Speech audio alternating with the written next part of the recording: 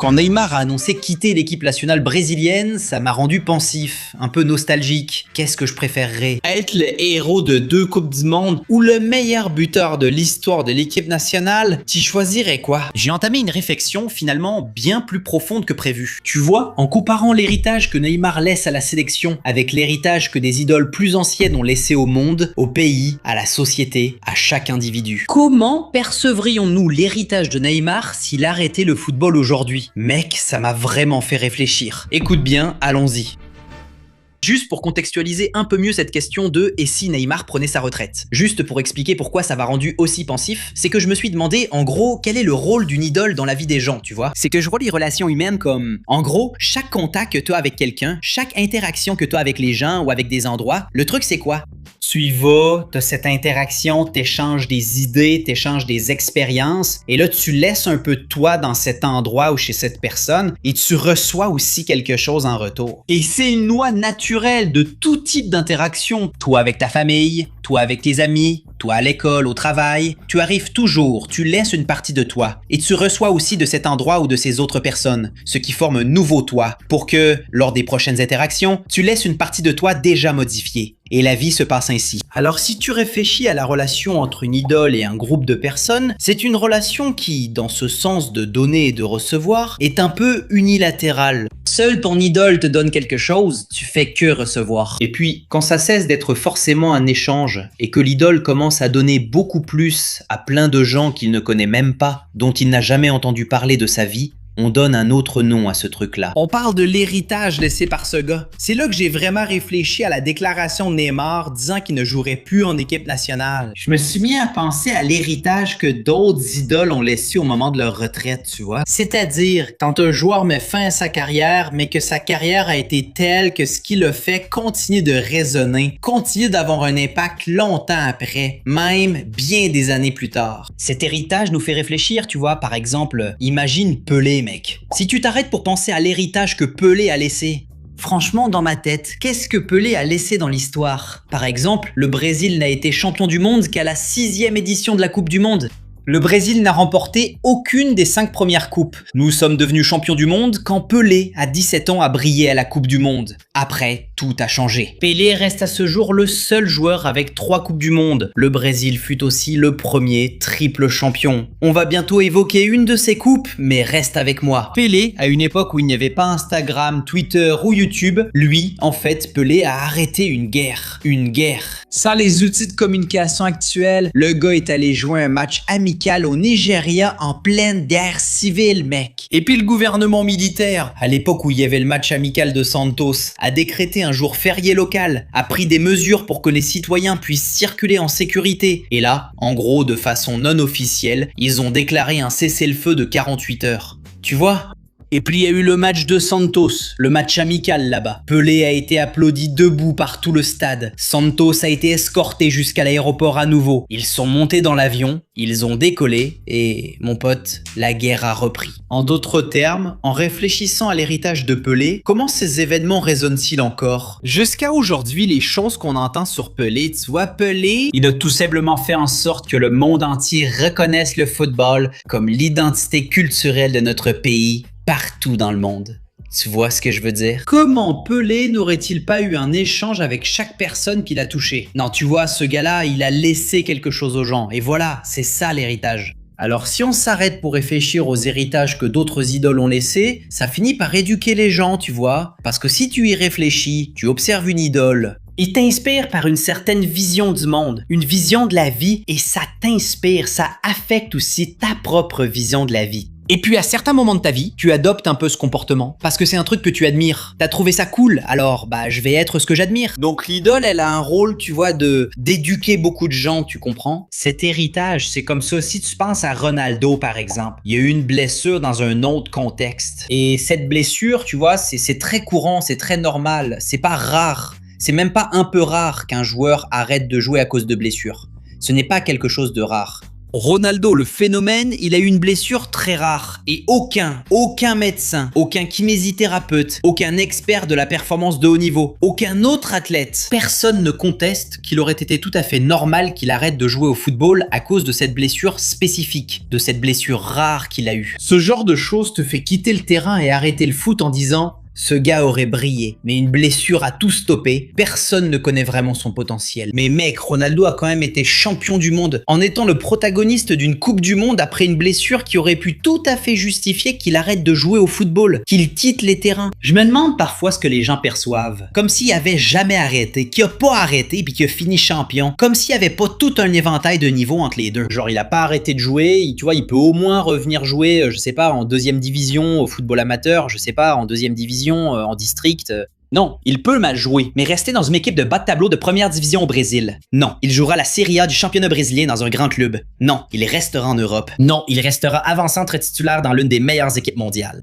Il existe toute cette gradation, et au milieu de toute cette gradation, il a été champion du monde. Et donc ce dépassement, cette résilience, c'est un truc où, en gros, celui qui arrive à utiliser une idole à son avantage, qu'est-ce qu'il fait? Elle voit un truc vraiment génial chez cette idole. Elle le prend et l'apporte dans sa propre vie, cet aspect génial qu'elle a admiré, et essaie ensuite de l'utiliser dans sa vie. Autrement dit, l'héritage que Ronaldo a laissé à beaucoup de gens, c'est cet héritage de résilience, de dépassement, qui est un truc avec lequel tout être humain doit composer. Peu importe le domaine dans lequel il va agir, peu importe l'aspect, à n'importe quel moment de sa vie. Ça, c'est un héritage incroyable. Ronaldo serait la star la plus convoitée de notre fantasy game de football maximo parmi des joueurs sans blessure aussi grave ou rare. C'est fou. Le lien est dans le commentaire épinglé, mec. Et ça continue, mon frère. Garrincha joue le grand rôle dans une des 3 Coupes du Monde remportées par Pelé, car Pelé s'est blessé très tôt, dès le premier ou deuxième match. Dans cette Coupe du Monde que Pelé a à son palmarès, mais où il n'a pas joué, Garrincha a tout écrasé, avec un style de jeu complètement différent, tu vois. Je parlais avec mon grand-père, il disait que Pelé était incroyable et que lui, c'est-à-dire, ses réflexions étaient plus rapides, il réagissait plus vite, il était plus fort, il était meilleur en tout. Et il faisait la même chose que les autres. Sauf qu'il était en avance, avant même que tout le monde y pense.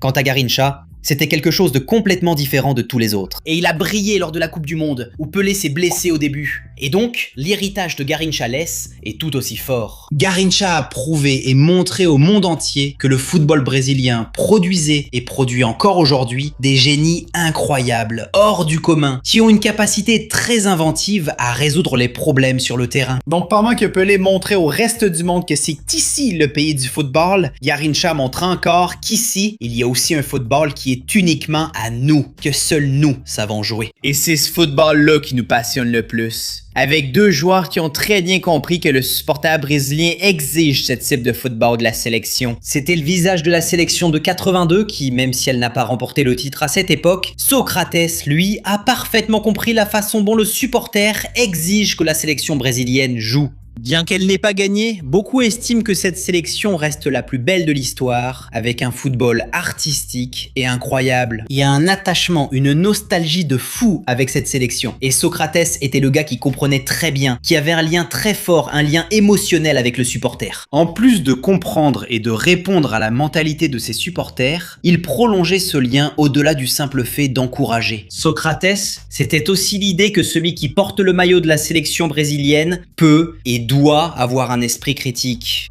Et fais attention à ce mot, je ne parle pas d'être positif, je parle d'esprit critique. Remettre en question et comprendre pourquoi quelque chose se passe de telle manière. Pourquoi dans la société les choses se passent-elles ainsi? Quels sont les pouvoirs qui sont exercés pour que la société soit exactement comme elle est aujourd'hui? Que se passe-t-il? Qui décide comment les choses fonctionnent? Qu'est-ce qui se passe? Et ici, je ne suis pas en train de discuter des conclusions auxquelles le gars arrive, non. Je parle simplement d'avoir un esprit critique sur ce qui se passe dans le domaine social. Dans notre pays, tu vois, c'est de ça que je parle. Et Neymar? L'héritage que Neymar laisse dans cette élection, c'est vraiment fort, mec. C'est une vision que j'ai, tu vois. Lui, l'a gardé en vie, sous respirateur en soins intensifs. Ce style de football qui est uniquement le nôtre, que seuls nous savons jouer. Qui est original d'ici, tu comprends? Cette ginga, cette malice, un truc totalement inventif. Il sort des trucs complètement hors du commun, tu vois le genre. Qui te surprend. Toi qui regardes avec une vision privilégiée. Et le gars, là-bas sur le terrain, avec une vision complètement différente. Beaucoup plus difficile de voir les choses. Il te surprend alors que tu regardes d'ici, de l'extérieur. Avec ses dribbles, sa ginga, son show, son spectacle. C'est ça, mec, si tu t'arrêtes. Pour rappel, Neymar, il a été le seul de sa génération à avoir fait en sorte que ce team de football, qui est original, le nôtre d'ici, ne meurt pas. Ce football a survécu en soins intensifs. Parce qu'il était seul, mais mec, il a vraiment tenu le coup. Et aujourd'hui, dans l'équipe nationale brésilienne, il y a plusieurs joueurs qui font l'unanimité et d'autres encore qui ont de réelles chances de jouer la prochaine Coupe du Monde, qui ont Neymar comme idole et qui se sont inspirés par sa façon de jouer, sa façon de penser, certaines actions, la manière dont Neymar arrivait à surprendre leur esprit quand ils regardaient Neymar. Je ne me lance pas de montrer ce graphique ici dans plusieurs vidéos de la chaîne. Chaque petit point représente un joueur. L'axe vertical, plus le point du joueur est haut, plus cela signifie qu'il réussit les dribbles qu'il tente. L'axe horizontal, plus ce point est à droite, plus cela indique la quantité de dribbles que ce joueur tente. On peut remarquer que par exemple, Messi et Mbappé sont dans le groupe de ceux qui tentent le plus de dribbles et qui ont encore une bonne efficacité. En considérant que cette ligne ici représente la moyenne de tout le monde qui réussit les dribbles, le nombre de dribbles que Neymar tente et réussit casse littéralement le graphique. Tu comprends? Tous les gars qui ont été mentionnés dans cette vidéo, tous ces mecs sont vraiment incroyables, mec. Il y en a plein sur lesquels on pourrait faire des vidéos à l'infini. Et même s'ils sont vraiment incroyables, tu sais quelle est la principale réflexion? Je pense que c'est l'une des choses les plus importantes à aborder dans cette vidéo. C'est que genre, fais attention à cette phrase. Aucune idole n'est parfaite. Aucune idole n'est parfaite. C'est à toi de choisir quel aspect de cette idole, quel aspect de la fonction qu'il exerce tu vas saisir et ramener à toi et emporter avec toi dans ta vie et quel aspect tu vas regarder et juste observer de loin. Mais laisse-le là, l'idole sert à ça, prendre ce qui a du sens pour toi et observer ce qui a pas de sens pour toi. Là on entre dans le côté réflexif de ma tête. Que genre, ça m'a fait réfléchir mec sur ce que ces personnes célèbres ont tu vois, ces gens célèbres. On a l'impression que ces personnes célèbres sont hors du commun non? Qu'elles sont différentes. On a l'idée que les personnes célèbres sont une chose et que les gens ordinaires en sont une autre. Alors qu'en réalité, mec, toutes ces personnes célèbres, toutes, elles sont très ordinaires.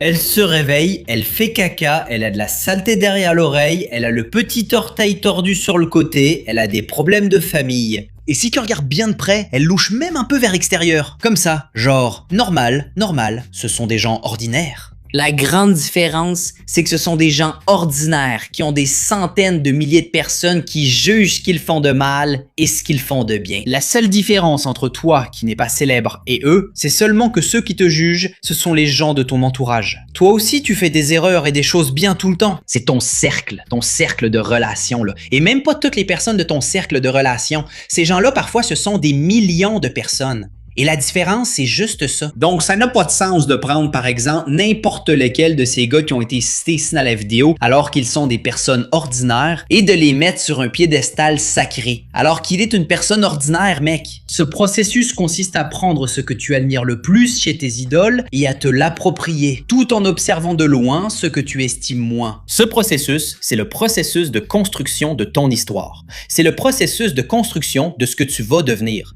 Et au bout du compte, ce que tu deviens, c'est toujours ce qui compte vraiment. Dans n'importe quelle situation. Dans vraiment n'importe quelle situation. Genre, imaginons qu'avant tu étais nul et que tu te débrouillais vraiment très mal. Toi, comme des millions de personnes qui ont un côté vraiment pourri, tu avais ce côté très prononcé. Tu étais nul il y a très longtemps. Et le temps a passé. T'as vécu des expériences, t'as appris certaines choses et aujourd'hui t'es quelqu'un de vraiment génial. Frérot, franchement, peu importe si t'étais nul avant. Ce qui compte, c'est qu'aujourd'hui t'es devenu quelqu'un de génial. Tu vois? Pour moi, cette réflexion prend encore plus de force quand tu inverses la situation. Si par hasard tu étais vraiment génial avant et qu'avec le temps tu es devenu nul aujourd'hui, peu importe que tu étais génial, ce qui compte c'est que tu es devenu nul, tu vois. Et en pensant comme ça, tu te rends compte que putain, ce qui compte c'est ce que je suis en train de devenir. Pour répondre à la question de cette vidéo, si Neymar prend sa retraite du football aujourd'hui, qu'est-ce qui reste de plus précieux dans l'esprit de tous les Brésiliens et Brésiliennes? Mec, s'il prend sa retraite aujourd'hui, l'important c'est que ton histoire continue. Tu devras toujours attendre qu'une nouvelle idole apparaisse, prendre ce qui est précieux pour l'intégrer à ta vie et simplement observer de loin son côté un peu merdique. Chacun porte en soi une part nulle, la mienne salue la tienne.